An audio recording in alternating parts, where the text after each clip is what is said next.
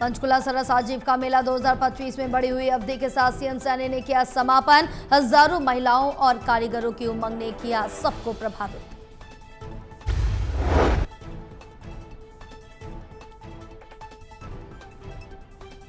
होती है, इसका श्रेय हमारी बहनों को जाता है।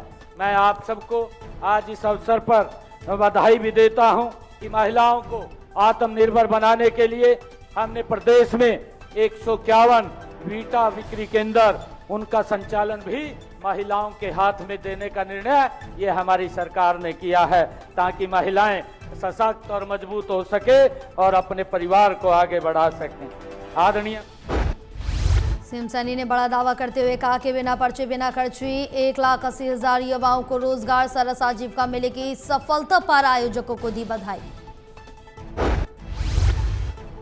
जब लगातार इस बात की बात करते हैं कि लोकल फॉर वोकल, कि हमने अपने लोकल प्रोडक्ट को ही खरीदना चाहिए और लोकल फॉर वोकल ये उनके द्वारा बनाए गए उत्पादों को ये प्राथमिकता हमें देने की आज आवश्यकता है। ऐसा करके हम अपने क्षेत्र के शिल्पकारों तथा लघु उद्यमियों की मदद इसी प्रकार से कर सकते हैं और हम आत्मनिर्भर भारत को मजबूत।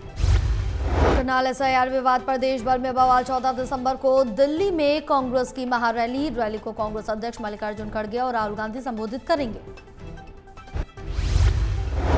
रैली है तो उसमें हमारे नेता राहुल जी खड़गे जी रैली को संबोधित करेंगे और वहां से उनका हम संदेश लेंगे। हमने करोड़ों हस्ताक्षर इकट्ठा किए हैं देश भर से। हम महामहिम राष्ट्रपति जी को वो देना चाहेंगे कि कैसे लोगों के वोट चोरी केवल एक स्लोगन नहीं है, ये सच्चे मायने में जिस प्रकार से लिस्टें खराब की जाती हैं, फर्जी बनाए जाते हैं और कहाँ की। हरियाणा कांग्रेस में पोस्टर वार पर कुलदीप शर्मा का बड़ा बयान। संगठन अधूरा है, पूरा बनेगा तो दिखेगी असली मजबूती। कुलदीप शर्मा की दो टूक। कांग्रेस में प्रोटोकॉल टूटने पर होगी चर्चा। नए प्रदेश अध्यक्ष राव नरेंद्र सिंह के नेतृत्व में दिख रहा है नया बदलाव। जी कुरुक्षेत्र में आ रहे हैं और कुरुक्षेत्र की भूमि पर भगवान कृष्ण से प्रेरणा मिलेगी, उनकी वाणी से, उनकी गीता से, और गीता जयंती पर आ रहे हैं। उनका हरियाणा में आने पर स्वागत है और मुझे बड़ी आशा हो गई है जब से सुना है प्रधानमंत्री आ रहे हैं कि हरियाणा को। कांग्रेस विधायक इंदुराज नरवाल ने बीजेपी पर साधा निशाना। कहा कांग्रेस में कोई गुटबाजी नहीं, गुटबाजी तो बीजेपी में चल रही है। पहले से ही है कांग्रेस का तो नाम अगर किसी के अंदर खड़े है तो वो बीजेपी में। रही बात हटाने की प्रधान की, उनका घर का मामला, उनकी पार्टी का मामला है, मैं कुछ नहीं कहना चाहूंगा। जो उनका फैसला वो करे। नहीं, बिल्कुल घर वापसी कराने की कोशिश करेंगे, घर वापसी होगी भी। रोहतक में थार स्कॉर्पियो चालकों पर पुलिस की बड़ी कार्रवाई। ब्लैक फिल्म, फर्जी नंबर प्लेट और स्टंटबाजी पर सख्त शिकंजा। हमारा फील्ड पे कई सारे यूनिट्स डिप्लॉयड है। ईआरवीस है, ईआरवी में हर ईआरवी में 3 का स्टाफ है। ट्रैफिक यूनिट्स है, हमारे एसएचओस भी इवनिंग टाइम पे, नाइट टाइम पे गश्त करते हैं। तो उन सबको ये स्पष्ट निर्देश है, जो भी संदिग्ध व्यक्ति है, जो भी संदिग्ध वाहन है, उसका गहनता से पूछताछ, तलाशी और जांच किया जाए।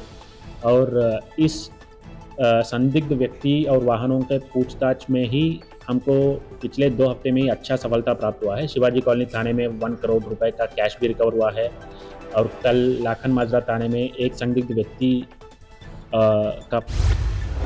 गुहाना में पराली एफआईआर पर किसान नेताओं को फटकार। बोले पहले बड़ी फैक्ट्रियों पर कार्रवाई करे सरकार, किसानों को ना बनाए निशाना। सारा लक्ष्य किसानों को सरकार पर जारी है, बिल्कुल गलत है, सरेआम गलत है।